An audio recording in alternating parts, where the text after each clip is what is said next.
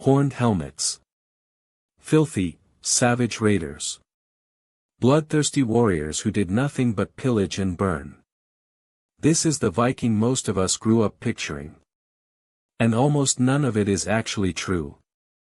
The real Vikings were far stranger, far more sophisticated, and in many ways far more impressive than the myth. Today, we're separating Viking fact from Viking fiction. Let's start with the most famous myth of all, the horned helmet. Nearly every popular image of a Viking includes one.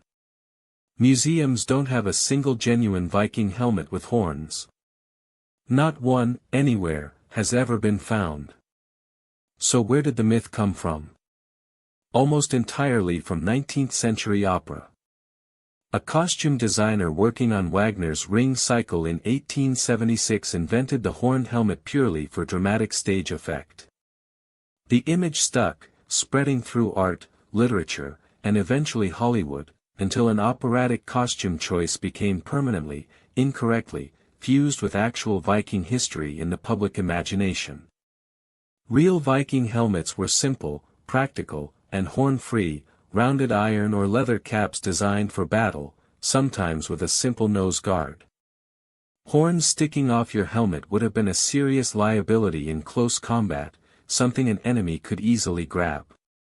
Now let's tackle an even bigger myth, that Vikings were dirty, unwashed savages. Archaeological evidence tells a completely different story.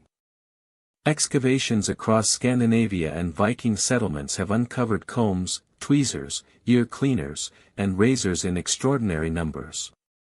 Vikings, it turns out, were remarkably hygiene-conscious, some historians argue more so than most of medieval Europe at the time. Anglo-Saxon writers in England actually complained that Viking settlers were washing too often, bathing weekly, combing their hair regularly, and wearing clean clothes, making them suspiciously attractive to local women. Next myth, that Vikings were purely violent raiders who did nothing but pillage.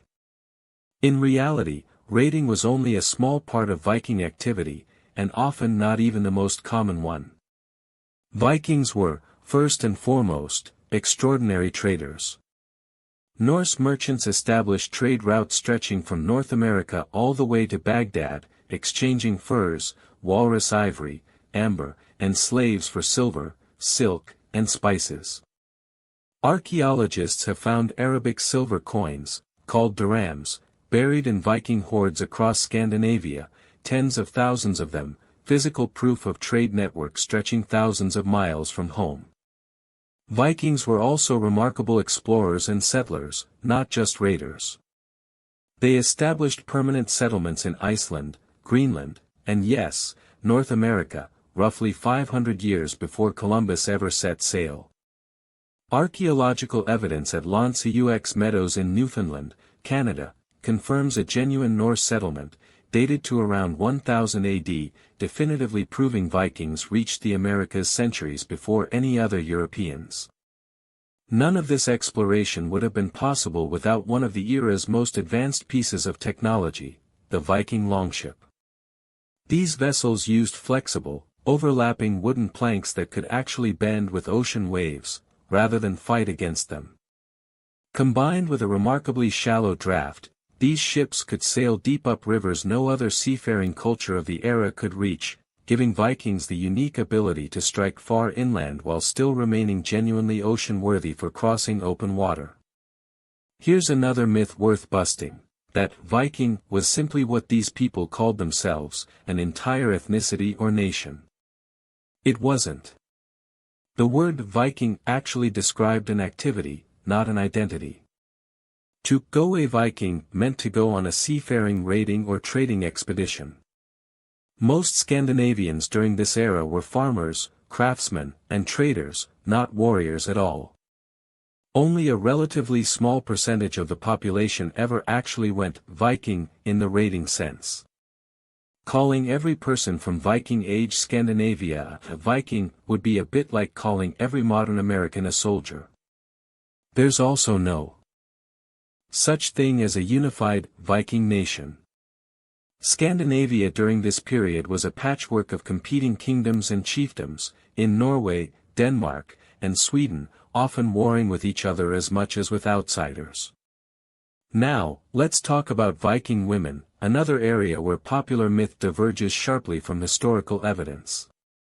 Viking women held remarkably significant legal rights for their era, the right to own property, request divorce, and inherit wealth, freedoms many European women wouldn't gain for centuries afterward.